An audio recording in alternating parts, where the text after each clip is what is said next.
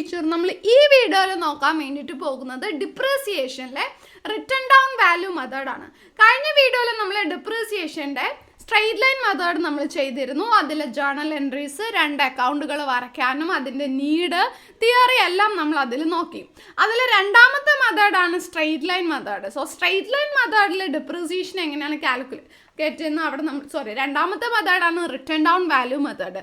അതിൻ്റെ തിയറിയും problem account വരയ്ക്കാനൊക്കെയാണ് നമ്മൾ ഈ വീഡിയോയിൽ നോക്കുന്നത്. നമ്മുടെ PYQ ബാച്ച് +1-ൻ്റെതും +2-ൻ്റെതും ഓൺഗോയിങ് ആണ്.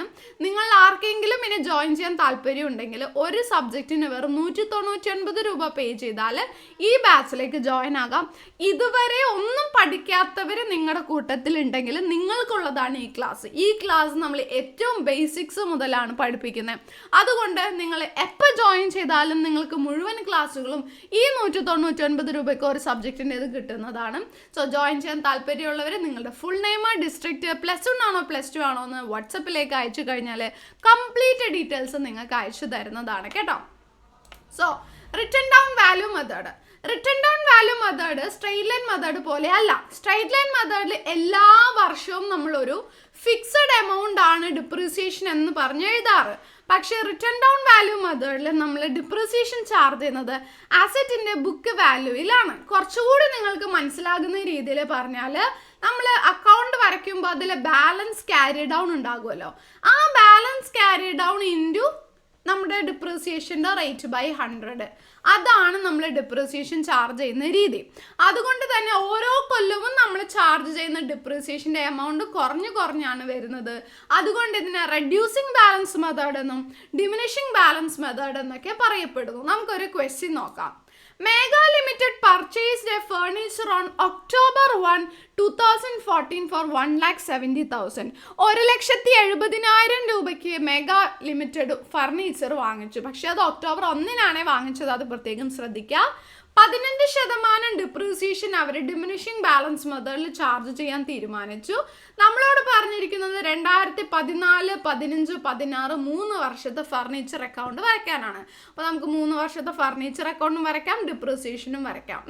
ജേർണൽ എൻട്രി എല്ലാം സെയിം തന്നെ, സ്ട്രെയിറ്റ് ലൈനിൽ പഠിച്ച അതേ ജേർണൽ എൻട്രി തന്നെ. പക്ഷേ ഇവിടെ വ്യത്യാസം വരുന്നത് എമൗണ്ട് ആണ്. ഓക്കെ, അപ്പോൾ ബുക്ക് ക്ലോസ് ചെയ്യുന്നത് ഡിസംബർ 31 അപ്പോൾ 2014 നമ്മൾ എത്ര ഡിപ്രീസിയേഷൻ ചാർജ് ചെയ്യണമെന്ന് വെച്ചാൽ, നമ്മൾ ഒക്ടോബർ 1-നാണ് അസറ്റ് വാങ്ങിച്ചത്, ഫർണിച്ചർ വാങ്ങിച്ചത്. ബുക്ക് ഡിസംബർ 31 ക്ലോസ് ചെയ്യും.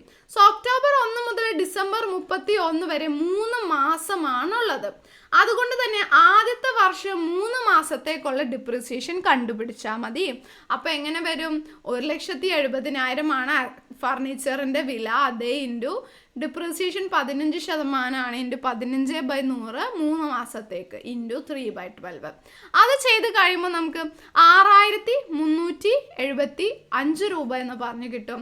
ഇതാണ് 2014 ഡിപ്രീസിയേഷൻ്റെ എമൗണ്ട് വരുന്നത്. ബാക്കി നമുക്ക് അക്കൗണ്ടിലൂടെ മനസ്സിലാക്കാം, അതായിരിക്കും കുറച്ചുകൂടി നിങ്ങൾക്ക് എളുപ്പം. സോ മെഗാ ലിമിറ്റഡിൻ്റെ മെഷീനറി അക്കൗണ്ട് ആണ് നമ്മൾ പ്രിപ്പയർ ചെയ്യുന്നത്. ഫസ്റ്റ് തന്നെ നമ്മൾ എന്താ എഴുതേണ്ടത്? നമ്മൾ ഒക്ടോബർ 1, 2014 അസറ്റ് വാങ്ങിച്ചു. അസറ്റ് വാങ്ങിച്ചപ്പോൾ ജേർണൽ എൻട്രി എന്താ? നമ്മുടെ കയ്യിൽ നിന്ന് കാശ് പോയി. അസറ്റ് വാങ്ങിച്ചപ്പോൾ അല്ലെ, ഫർണിച്ചർ വാങ്ങിച്ചപ്പോൾ കാശ് പോയി.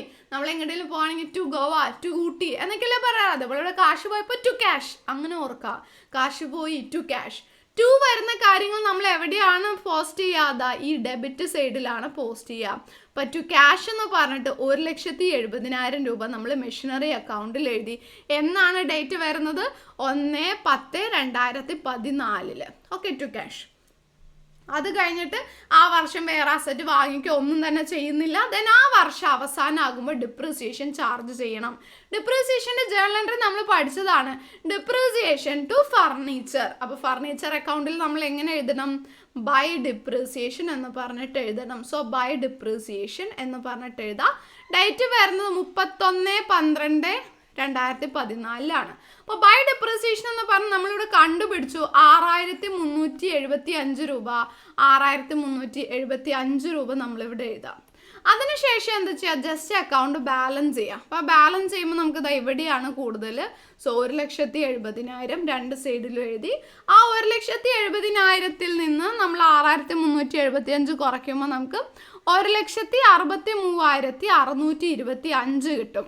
സോ അതിന് നമ്മൾ എന്തെന്ന് പറഞ്ഞിട്ട് എഴുതണം, ബൈ ബാലൻസ് ക്യാരി ഡൗൺ.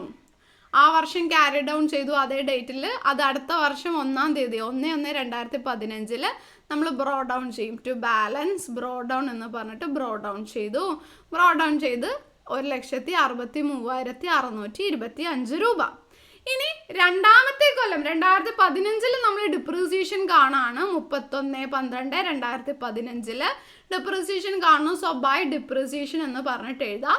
എന്നിട്ട് ഡിപ്രീസിയേഷൻ്റെ എമൗണ്ട് എഴുതേണ്ടത് 6,375 അല്ല.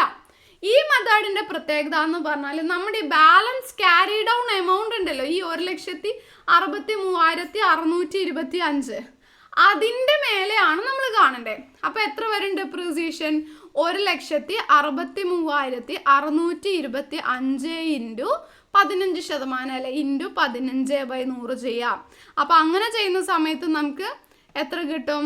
24,544 ഡിപ്രീസിയേഷൻ്റെ എമൗണ്ട് കിട്ടുക. അപ്പോൾ ബൈ ഡിപ്രീസിയേഷൻ എന്ന് പറഞ്ഞിട്ട് 24,544 എഴുതി. ഓക്കെ, എങ്ങനെയാണ് ഈ ബാലൻസ് ക്യാരി ഡൗണിൻ്റെ 15%. ഇനി അടുത്ത കൊല്ലം അങ്ങനെ തന്നെ.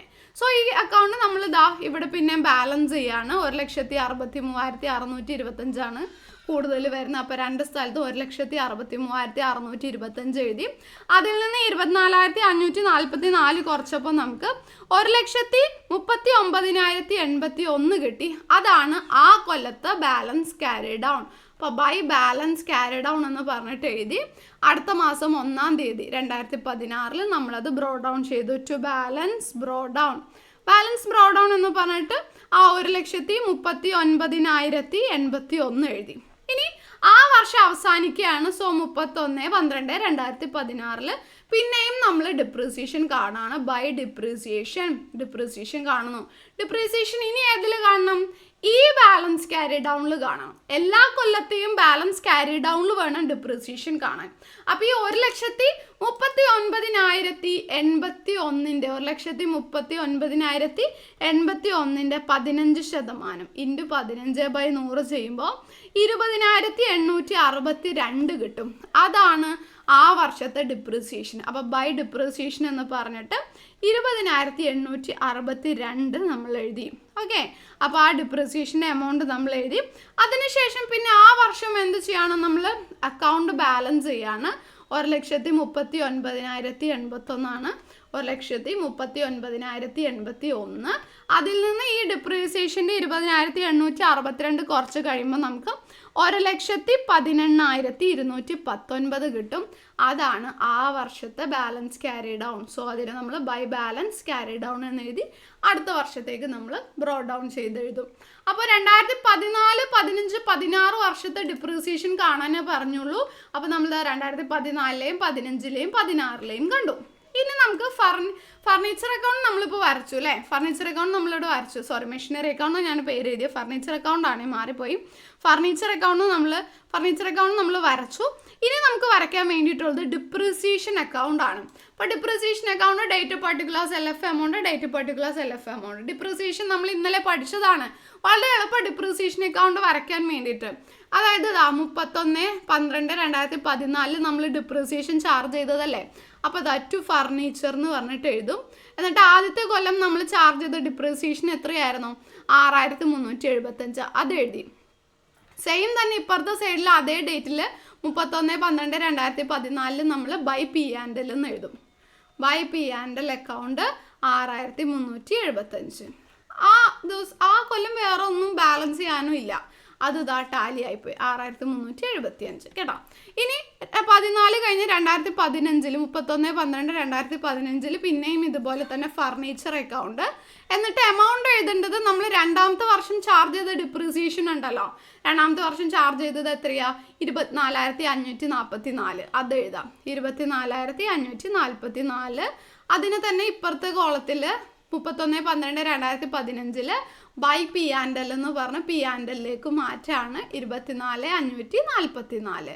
അവിടെ ബാലൻസ് ചെയ്യാനൊന്നുമില്ല, അവിടെ എന്താ ടാലിയായി 24,544, 24,544. ഇനി മൂന്നാമത്തെ കൊല്ലം 31/12/2016 റിപ്പീറ്റ് തന്നെ ഫർണിച്ചർ അക്കൗണ്ട് എന്ന് എഴുതും.